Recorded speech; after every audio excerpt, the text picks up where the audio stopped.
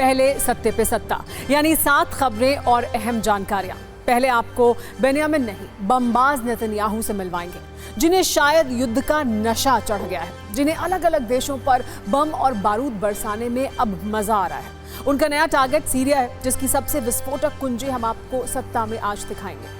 फिर बिहार लेकर चलेंगे, जहां पार्टी चल रही है, पहली पार्टी उन अपराधियों की जो बेलगाम है, जहां चाह रहे हैं मर्डर कर रहे हैं। आज उन अपराधियों ने एक अस्पताल के आईसीयू में घुसकर एक शख्स की हत्या कर दी है, लेकिन इस पर एडीजी का अपराध विज्ञान आप सुनेंगे तो चौंक जाएंगे। आज बिहार में एक मटन पार्टी को लेकर भी सत्ता का कलेश छिड़ा है। सावन महीने में ये मटन पार्टी जेडीयू के नेता लल्लन सिंह ने की है, जिस पर आरजेडी ने कटाक्ष किया है। उस दावत का पूरा वीडियो आज हम आपको सत्ता में दिखाएंगे। एक बड़ी खबर कर्नाटक से है, जहां सरकार ने बेंगलुरु में हुई भगदड़ का जिम्मेदार आरसीबी को माना है।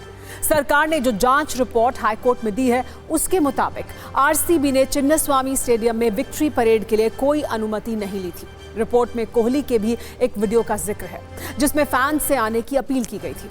आज एक दिलचस्प तस्वीर महाराष्ट्र से भी आई है, जिसमें उद्धव ठाकरे मुख्यमंत्री फडणवीस के साथ दिख रहे हैं। ये तस्वीर आज हुई मुलाकात की है, जो करीब 20 मिनट तक चली। हालांकि इसमें क्या बात हुई ये स्पष्ट नहीं है। कल ही फडणवीस ने उद्धव को एनडीए के साथ आने का ऑफर दिया था। आज एक जरूरी कुंजी उन सभी न्यूज मित्रों के लिए जिन्होंने अपना हेल्थ इंश्योरेंस कराया है, लेकिन क्या आपने ये महसूस किया है कि अस्पतालों में हेल्थ इंश्योरेंस के नाम पर लूट भी होती है? इस पर कैसे अब ब्रेक लगाने की तैयारी है, वो देखिएगा। और डिफेंस की सत्ता से जुड़ा शुभ समाचार यह है कि भारतीय सेना ने स्वदेशी आकाश प्राइम एयर डिफेंस सिस्टम का सफल परीक्षण किया है। ये टेस्ट लद्दाख सेक्टर में किया गया, जहां आकाश ने 15,000 फीट की ऊंचाई से टारगेट को नष्ट किया। आकाश प्राइम आकाश मिसाइल सिस्टम का एडवांस्ड वर्जन है, जिसे डीआरडीओ ने तैयार किया है। इन सत्ता की शुरुआत आज पश्चिमी एशिया में खुले एक नए वॉर फ्रंट की खबर के साथ करेंगे। पिछले 24 घंटे से एक बार फिर पश्चिम एशिया में बम बारूद बरस रहा है। ईरान के साथ दुश्मनी के बीच अचानक सीरिया इजराइल का नया टारगेट बन गया है। इजराइल की बमबारी पहले सीरिया के स्वेदा शहर में हुई, लेकिन जल्द ही राजधानी दमिश्क तक धमाकों की गूंज सुनाई देने लगी। सीरिया के राष्ट्रपति भवन और सेना के हेडक्वार्टर तक को निशाना बनाया गया। कुछ ही घंटों में सीरिया पर 160 से ज्यादा एयर स्ट्राइक की गई। ऐसे में सवाल ये कि अचानक नेतन्याहू ने सीरिया पर हमले का ऑर्डर क्यों दे दिया? ऐसा लग रहा है जैसे नेतन्याहू को अब बमबारी में मजा आने लगा है। वो पश्चिम एशिया में रोज नए वॉर फ्रंट खोल रहे हैं। नेतन्याहू का जब जहां मन करता है बम बरसाने का वो आदेश दे देते हैं। इजरायली प्रधानमंत्री नेतन्याहू का ये कहना है कि सीरिया पर हमला द्रूज समुदाय के लोगों की रक्षा के लिए किया जा रहा है। लेकिन सवाल यह है कि क्या वाकई सीरिया पर इतने बड़े हमले सिर्फ द्रूज समुदाय की रक्षा के लिए किए गए हैं, या फिर इजराइल में अपनी सत्ता बचाने के लिए ऐसा किया गया है? फिलहाल इजराइल में बेन्यामिन नेतन्याहू की सरकार पर अल्पमत वाला संकट है। नेतन्याहू सरकार में शामिल 2 राजनीतिक दलों ने समर्थन वापस ले लिया है। ऐसे में यह कहा जा रहा है कि नेतन्याहू ने खुद को सत्ता में बनाए रखने के लिए सीरिया पर हमला कर दिया। इसे वैग द डॉग सिद्धांत कहा जाता है, जिसमें यह माना जाता है कि जब कोई आंतरिक समस्या हो तो कोई बाहरी समस्या पैदा कर दो। लगता है नेतन्याहू भी इसी फॉर्मूले पर चल रहे हैं। यही वजह है कि नेतन्याहू ने अमेरिकी राष्ट्रपति ट्रंप की भी कोई परवाह नहीं की। ट्रंप ने सीरिया के राष्ट्रपति अहमद अल शरा से कुछ दिनों पहले ही हाथ मिलाया था, उन्हें एक अच्छा इंसान भी बताया था। ये कहा था कि सीरिया में शांति के लिए वो कुछ भी करेंगे।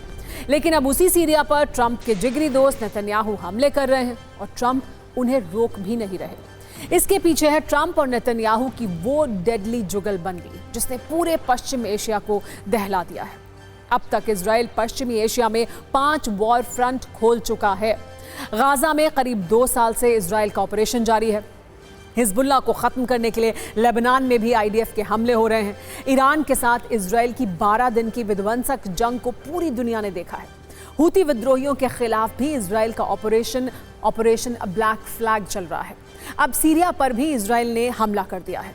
इधर भी बम गिराओ, उधर भी बम गिराओ, बस सरकार गिरने से किसी तरह बचाओ। इजराइल के इस हमले की विध्वंसक तस्वीर लगातार सामने आ रही है। सीरिया में भीषण बमबारी के बाद दहशत का माहौल है।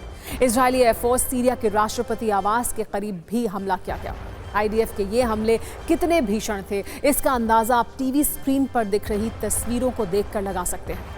इजराइल की तरफ से सीरिया के डिफेंस हेडक्वार्टर को भी टारगेट किया गया। इजराइल ने सीरियाई सेना के कई ठिकानों पर हमला किया। सीरिया के मेजेह एयरपोर्ट के पास भी बमबारी की। इस बमबारी के बाद चारों तरफ धुएं का गुबार उठता हुआ दिखा। द्रूज समुदाय का गढ़ स्वेदा शहर पर हमले के बाद सीरियाई सेना और द्रूज लड़ाकों के बीच झड़प देखने को मिली। सीरिया समर्थित गुट ने द्रूज लड़ाकों पर रॉकेट बरसाए। यहां देर रात तक इसी तरह धमाकों का शोर सुनाई देता रहा। इस बीच आईडीएफ की तरफ से भी एयर स्ट्राइक के कई वीडियो जारी किए गए, जिसमें सीरियाई सेना के ठिकानों को टारगेट करते हुए दिखाया गया है। इन वीडियो के जरिए इजराइल ने यह संदेश देने की कोशिश की कि द्रूज समुदाय पर हमले बर्दाश्त नहीं होंगे। अब आप सीरिया को धुआं करने की पूरी टाइमलाइन भी देख लीजिए। दरअसल 13 जुलाई को सीरिया में द्रूज और बेदोइन समुदाय में सांप्रदायिक झड़प हुई। इस हिंसा में 30 से ज्यादा लोग मारे गए और 100 लोग घायल हुए। इसके अगले दिन 14 जुलाई को सीरियाई सरकार ने हस्तक्षेप का ऐलान किया। द्रूज इलाके में द्रूज सीरियाई सैनिक पहुंचे। इसके बाद इजराइल ने द्रूज समुदाय की मदद का ऐलान किया। 15 जुलाई को सीरियाई सैनिकों पर इजराइल ने हमला किया। 16 जुलाई को इजराइल ने दमिश्क में भीषण अटैक किया। इसके साथ ही स्वेदा शहर पर इजराइल के ड्रोन हमले भी जारी रहे। नेतन्याहू बेशक द्रूज समुदाय की रक्षा के नाम पर बमबारी कर रहे हो, लेकिन सीरिया में तबाही से नेतन्याहू का असली मंसूबा समझ आने लगा है। इसे सीरिया पर इजरायली कब्जे और ईरान पर हमले की बड़ी तैयारी से जोड़कर देखा जा रहा है। दरअसल सीरिया के एक हिस्से गोलान हाइट्स पर पहले से इजराइल का कब्जा है। अब नेतन्याहू गोलान हाइट्स के आसपास इजरायली कब्जे को बढ़ाना चाहते हैं। कहा जा रहा है कि उनका इरादा पूरे दक्षिण सीरिया पर कब्जा करने का है। नेतन्याहू ने पिछले वर्ष ही गोलान हाइट्स में इजरायली बस्तियों को बढ़ाने का ऐलान किया था। नेतन्याहू का दूसरा टारगेट ईरान बताया जा रहा है। ऐसी आशंका है कि नेतन्याहू सीरिया को ईरान के खिलाफ अपने डिफेंस के लिए इस्तेमाल करना चाहते हैं। ईरान की मिसाइलों को रोकने के लिए सीरिया में डिफेंस सिस्टम लगाना चाहते हैं। इजराइल की प्लानिंग सीरिया से ही ईरान पर हमले करने की भी हो सकती है। यही वजह है कि नेतन्याहू सीरिया के नए राष्ट्रपति अहमद अल शरा पर दबाव डालना चाहते हैं। सीरिया पर हमले की वजह जो भी हो, लेकिन इसने अमेरिकी राष्ट्रपति ट्रंप को जरूर असहज कर दिया है।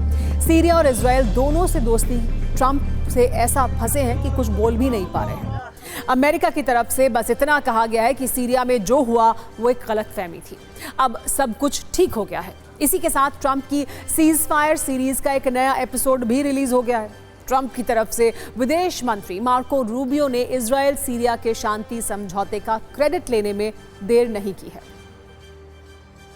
और सत्ता में अब बात करते हैं बागेश्वर धाम के पीठाधीश्वर पंडित धीरेन्द्र कृष्ण शास्त्री उर्फ बाबा बागेश्वर की हिंदू वाली वेब सीरीज की, जिसका नया एपिसोड लंदन में रिलीज हुआ है। हिंदुस्तान में सभाओं में बाबा बागेश्वर मंच से हिंदू राष्ट्र की अपील कर चुके हैं, भारत को हिंदू राष्ट्र बनाने की मांग कर चुके हैं। अब लंदन वाले लेटेस्ट एपिसोड की चर्चा हर तरफ हो रही है, जिसमें वो हिंदू और सनातन को परिभाषित कर रहे हैं। मौका भी था, मंच भी था और बाबा बागेश्वर के सामने ऐसे किरदार भी थे। इसीलिए सत्ता के सभी न्यूज मित्र हिंदू मुस्लिम वाले ज्ञान, हनुमान चालीसा, गीता के संदेश से भरपूर इस खबर को बहुत ध्यान से देखिए। दरअसल ब्रिटेन की संसद परिसर में सांसदों के एक समूह की ओर से विशेष कार्यक्रम का आयोजन किया गया। इस कार्यक्रम में विशेष रूप से बाबा बागेश्वर को आमंत्रित किया गया था, उन्हें सम्मानित भी किया गया था। और सबसे बड़ी बात, ब्रिटेन में संसद परिसर में हनुमान चालीसा का पाठ किया गया। बाबा बागेश्वर की उपस्थिति में ब्रिटेन की संसद में मौजूद सांसदों ने सामूहिक हनुमान चालीसा का पाठ किया।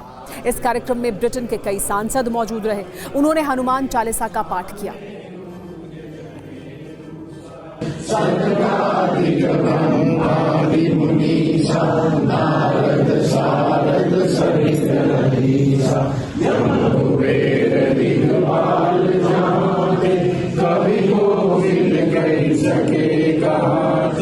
तुम उपकार सुग्रीव कीना, राम मिलाए राज बदलीना।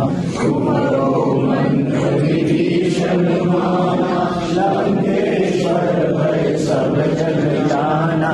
युग सहस्र योजन बलवानु, लील्यो ताहि मधुर फल जानु। प्रभु राम मुख माही, जल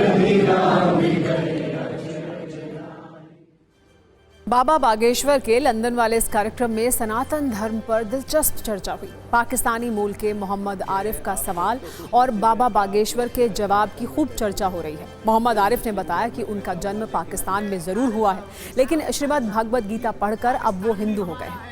पहले आपको पाकिस्तानी मूल के नागरिक के 2 सवाल और बाबा बागेश्वर के जवाब की संक्षिप्त जानकारी देते हैं, उसके बाद पूरी चर्चा भी आपको सुनवाएंगे।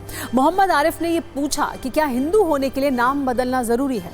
क्या बिना नाम बदले हिंदू नहीं हो सकते? इसके जवाब में बाबा बागेश्वर ने कहा कि हिंदू धर्म नहीं बल्कि एक मानवता की विचारधारा है। आप गीता पढ़ रहे हैं तो आपका इतना ही परिचय काफ़ी है।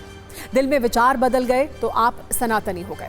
उन्होंने पाकिस्तानी मूल के नागरिक को ये मैसेज दिया कि हम रहीम और रसखान को भी सम्मान देते हैं और अब्दुल कलाम आज़ाद को भी सैल्यूट करते हैं।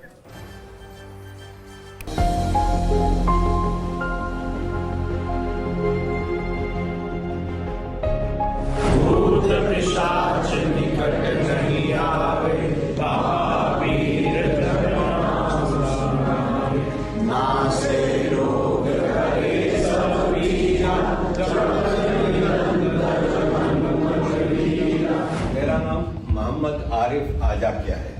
मैं पाकिस्तान में पैदा हुआ था। मेरे पेरेंट्स इंडिया में पैदा हुए थे, 47 में माइग्रेट कर गए थे। मेरा छोटा सा सवाल है कि आप सब तो खुशनसीब हैं कि आप लोग सनातन में पैदा हुए। मैं मुस्लिम घर में पैदा हुआ, लेकिन स्टडी करके भगवद गीता पढ़ के मैं हिंदू हुआ हूँ।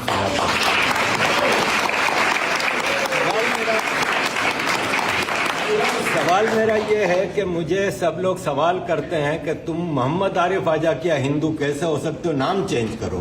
क्या नाम चेंज करना ज़रूरी है? क्योंकि कितनी कॉम्प्लिकेशंस होती हैं बच्चों की, बर्थ सर्टिफिकेट में इधर उधर हर जगह होता है नाम। क्या नाम चेंज करना ज़रूरी है? और जैसे आपने फरमाया कि भारतीय बन के रहो, तो क्या एक पाकिस्तानी बॉर्न भारतीय नहीं बन सकता अगर वो दिल से हिंदुस्तानी हो? हिंदुत्व कोई एक धर्म नहीं है। हिंदुत्व एक मानवता की विचारधारा है, और मानवता की विचारधारा के लिए हमें ना आपके रंग से मतलब है, ना रूप से मतलब है, ना आपके देश से मतलब है। यदि आप भगवद गीता पढ़ रहे हैं, यदि आप भगवद गीता का अनुसरण कर रहे हैं, तो आपका नाम कुछ भी हो, आपकी पहचान कुछ भी हो, हम रहीम रसखान के भी गीत गाते हैं। हिंदुत्व, आप हिंदू हैं, आपने ये मान लिया, हमारे लिए यही काफी है। आप नाम बदलो या ना बदलो, दिल में विचार यदि आपके बदल गए तो आप हमारे हो गए। 1947 के पहले आप हमारे थे। एक दीवार लग गई है 47 के बाद की, बंटवारे की, पर बंटवारे में देश 2 हो गए हैं। दिल तो अभी भी काटेंगे पाकिस्तानियों का, भारतीय निकलेगा। सत्ता में अब बिहार की राजनीतिक कुंजी खोलते हैं, जो आजकल लगातार खबरों में बना हुआ है। कभी राजनीतिक, कभी आपराधिक, तो कभी किसी अनोखी खबर को लेकर बिहार सोशल मीडिया पर विमर्श का केंद्र बन रहा है। आज बिहार की चर्चा अलग अलग पार्टियों के कारण हो रही है, जिसमें केंद्रीय मंत्री लल्लन सिंह की मटन पार्टी है, तो बिहार में अपराधियों की भी पार्टी चल रही है। वो इतने बेखौफ हैं कि अस्पताल के अंदर घुसकर हत्या कर रहे हैं। और पूरे बिहार को चुनावी सीजन में फ्री बिजली वाली पार्टी भी मिल रही है, जिससे जनता को थोड़ी बचत होगी। आज इन तीनों ही खबरों को लेकर जो चर्चा है वो बहुत ज्यादा है, इसलिए हमने तीनों पर सत्ता की विस्तृत कुंजी तैयार की है। लेकिन शुरुआत करते हैं अपराधियों की उस फायरिंग से जो देखने में तो फिल्मी लगती है, लेकिन इसकी वजह से बहने वाला खून असली है। गोली लगने से होने वाली मौत असली है। सबसे पहले एक वीडियो देखिए। इस वीडियो में 5 लड़के एक साथ एक लॉबी में चल रहे हैं। सब धीरे धीरे अपनी रिवॉल्वर निकालते हैं और एक कमरे में घुसते हैं, अंदर गोलियां चलाते हैं। फिर कुछ ही सेकंड के बाद ये लड़के वहां से बाहर निकल जाते हैं। ऐसा लगता है जैसे किसी हिंदी फिल्म का कोई सीन हो, लेकिन ये बिहार में कानून व्यवस्था का सीन है, जहां दिन दहाड़े बिना किसी डर के एक साथ 5 अपराधी अस्पताल के अंदर घुसकर मर्डर कर देते हैं और फिर बहुत आराम से वहां से निकल भी जाते हैं। कोई रोकने वाला नहीं, कोई पकड़ने वाला नहीं, किसी का डर नहीं और कोई खौफ नहीं। दरअसल ये घटना बिहार की राजधानी पटना के पारस अस्पताल की है, जहां एक साथ 5 शूटर अस्पताल के कमरा नंबर 209 के अंदर पहुंचते हैं और चंदन मिश्रा नाम के कैदी की हत्या कर देते हैं, जिसे इलाज के लिए अस्पताल में भर्ती कराया गया था। इस घटना ने पक्ष विपक्ष और आम लोग सबको हैरान कर दिया है।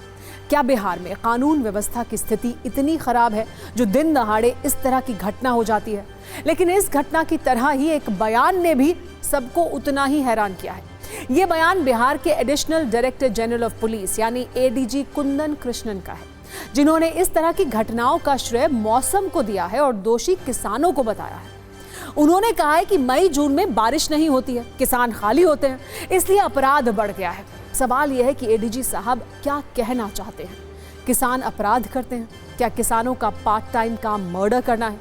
वैसे एडीजी साहब इतने पर नहीं रुके, उन्होंने ये भी दावा कर दिया कि चुनाव है इसलिए अपराध पर नेताओं की नजर है, तो चुनाव नहीं होते तो अपराध पर किसी की नजर नहीं होती है और दिन दहाड़े अस्पताल में ऐसे ही हत्याएं होती रहती हैं, उसकी कोई जिक्र नहीं करता है।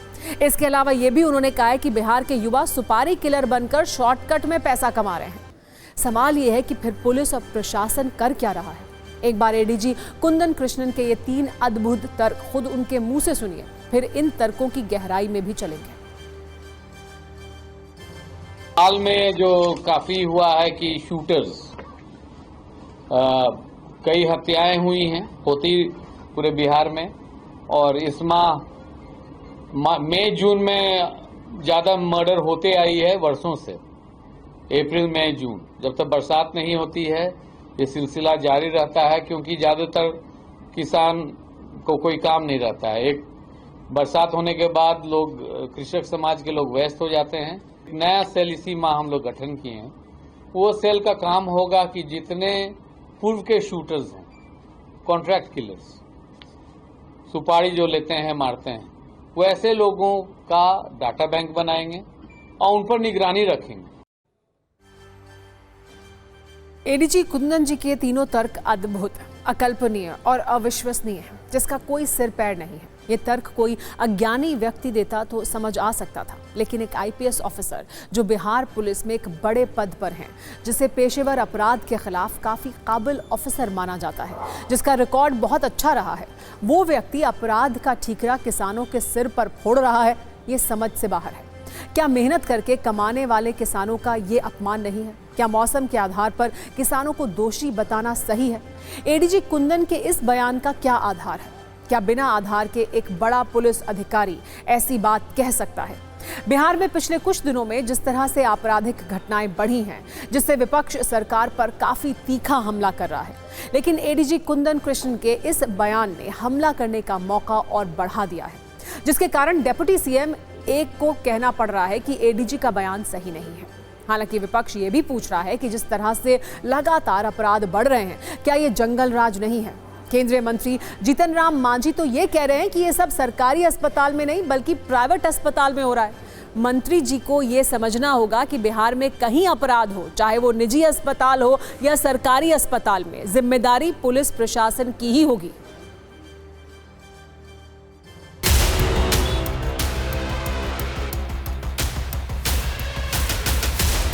पुलिस वालों का डिप्लॉयमेंट यहाँ पे किया गया है। यहाँ पर निजी सुरक्षा बल भी यहाँ पर तैनात रहता है। तमाम तरह की सुरक्षा के इंतजाम यहाँ पर रहते हैं। बावजूद इसके अपराधी यहाँ 4 की संख्या में अस्पताल के अंदर घुसते हैं, गोलियां बरसाते हैं, एक की मौत होती है और अपराधी आराम से फरार भी हो जाते हैं। किसी के हाथ में, दोनों हाथ में मैं देखा कैसे ऐसे कर रहे थे। दोनों हाथ में? हाँ, लहरा भी रहे थे? लहरा रहे थे और चिल्ला रहे थे। अच्छा। चिल्लाते नहीं। क्या बोल रहे थे? ये समझ में नहीं आया कि क्या बोला ना। ये इलाजरत होने के कारण इनको पैरोल पे दिया गया था। इसी में इलाज के क्रम में ये यहाँ भर्ती थे। भर्ती रहने में इनके जो संभवतः जो विरोधी गुट वाले थे, उनके द्वारा यहाँ आके इनको गोली मारी गई है। कई गोलियाँ लगी हैं इनको, इलाजरत हैं अभी। और इसमें हम लोग बक्सर पुलिस की मदद से आइडेंटिफाई करवा रहे हैं कि इनका विरोधी गैंग में कौन कौन थे। सर, कोई अपराधी ना बचे, मिटा देना चाहिए और हेडक्वार्टर से सारे पदाधिकारी को हटाना चाहिए। हेडक्वार्टर को चुल्लू भर पानी में डूब के मर जाना चाहिए। मैं कह रहा हूँ अब राष्ट्रपति शासन, चूंकि नीतीश कुमार जी का शासन है नहीं, परोक्ष में बीजेपी का शासन है, इसीलिए हम तो चाहेंगे अब यहाँ राष्ट्रपति शासन। देखिए, पारस हॉस्पिटल कोई सरकारी संस्था नहीं है, वो निजी संस्था है। वहाँ का क्या प्रतिबंध उन लोगों का रहा है, उन लोगों को सोचना चाहिए। और घूस करके मारा है तो किसी साधु को नहीं मारा है। आपस में गैंगवार का मामला है, वो लोग तो कहीं भी कुछ कर ले सकते हैं। सरकारी महकमे में, सरकारी अस्पताल में रहता है, अगर बात हो तो मैं कर सकता हूँ। ये बिहार में हो क्या रहा, तो कोई सुरक्षित नहीं रहा। अब हर लोग भय और आतंक के साए में जी रहे हैं यहाँ सरकार नाम की कोई चीज नहीं बची। लॉ एंड ऑर्डर, कानून व्यवस्था चौपट कर दिया। गुंडा राज, अपराधी राज कायम हो गया। कल आदरणीय प्रधानमंत्री जी चंपारण बिहार आ रहे हैं, बताएं इसे किस राय दी जाए। वैसे इस पूरे मामले में एडीजी का बयान काफी संवेदनहीन है। वो ऐसे तर्क दे रहे हैं जैसे अपराध रोकने वाली एजेंसी में नहीं बल्कि मनोवैज्ञानिक हो, जो मौसम के आधार पर अपराध की ग्रेडिंग करते हो। उनका बयान न सिर्फ किसानों का अपमान है बल्कि एक तरह से पुलिस व्यवस्था की नाकामी पर पर्दा डालने की नाकाम कोशिश भी दिखाई देती है। अपराधियों की पार्टी के बाद अब केंद्रीय मंत्री लल्लन सिंह की मटन पार्टी की बात करते हैं, जिस पर आज बिहार में सियासी कलेश मचा हुआ है। लल्लन सिंह केंद्रीय मंत्री होने के साथ साथ मुंगेर से जेडीयू के सांसद हैं। बुधवार को लखीसराय में एक रैली के बाद मटन भोज का आयोजन किया गया, जिसमें हजारों लोगों ने हिस्सा लिया। इस मौके पर उन्होंने ये भी कहा कि भोजन तैयार है, बढ़िया भोजन है, सावन का भी इंतजाम है, सावन वाला भोजन भी है और जो सावन नहीं मना रहे उनके लिए भी व्यवस्था है। एक बार सुनिए उन्होंने क्या कहा।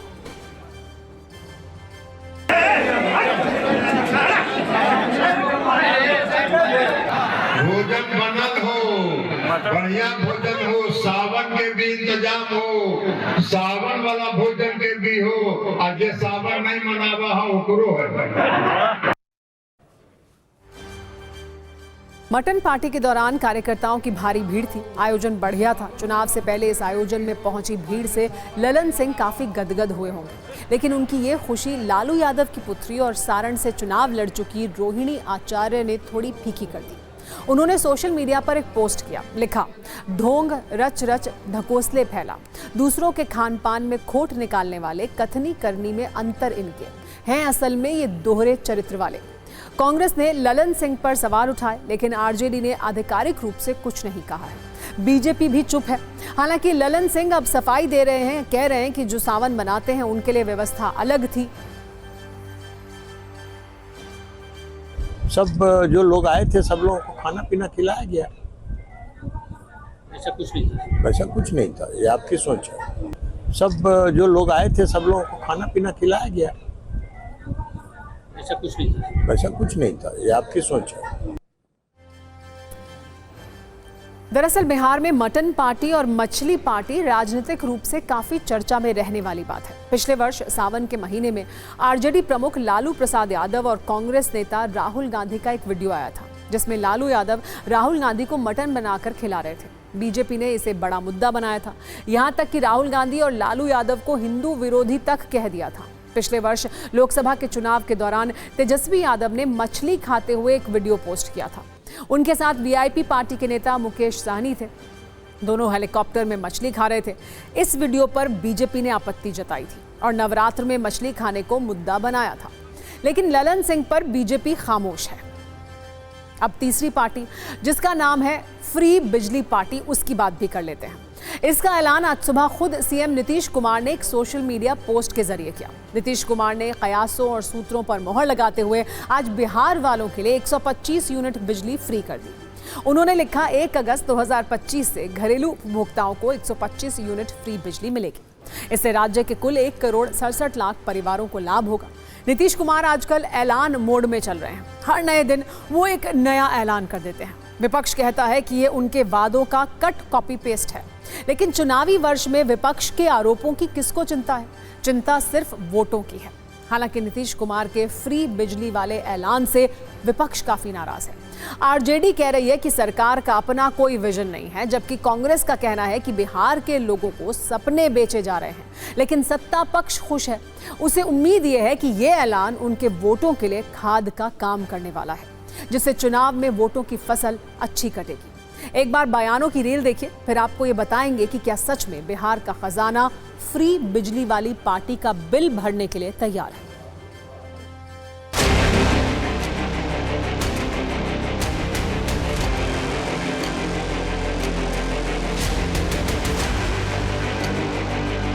डबल इंजन की सरकार जो बड़े निर्णय ले रहे हैं वो गरीबों के हित में ले रहे हैं।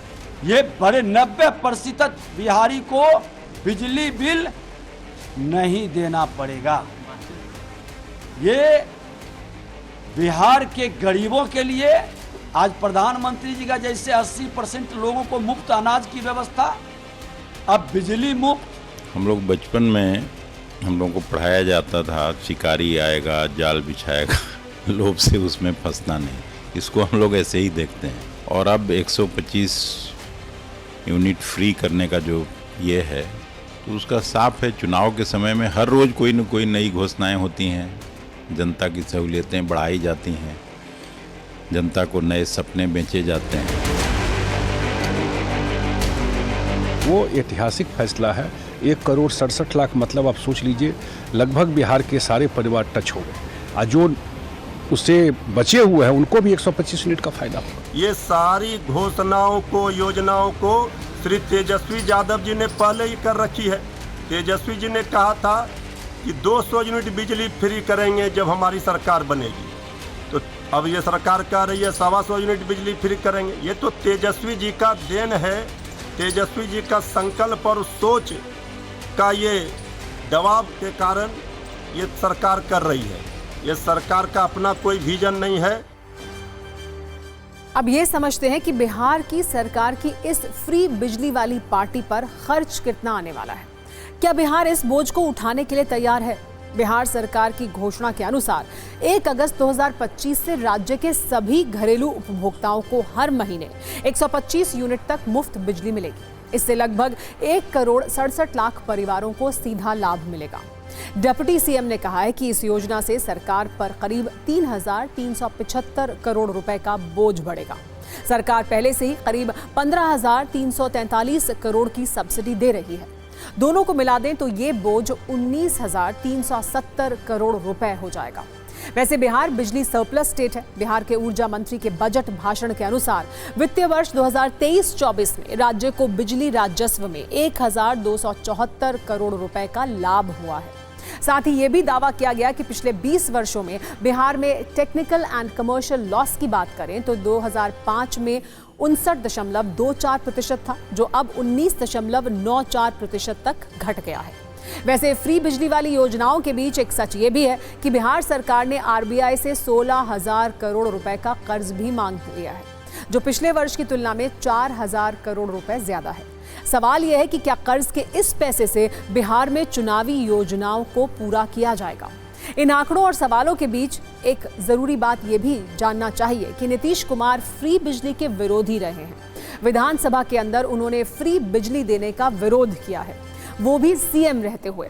एक बार उनका पुराना बयान भी सुन लीजिए। बिजली कभी मुफ्त में नहीं देना चाहिए, कम दर पर देना चाहिए, लेकिन मुफ्त नहीं देना चाहिए। और एक बात मैं कहूंगा, बहुत लोग बोलते हैं मुफ्त में, इससे बढ़कर के कोई दूसरा गलत काम हो ही नहीं सकता। और ये काम पंजाब ने शुरू किया, क्या बुरा हाल अपना पंजाब ने कर लिया। और अगर दिल्ली में किसी को वोट मिल गया कि 200 तक हम दे देंगे इसको और बिजली मुफ्त में, और उसकी क्या स्थिति होने वाली है ये किसी को पता नहीं है।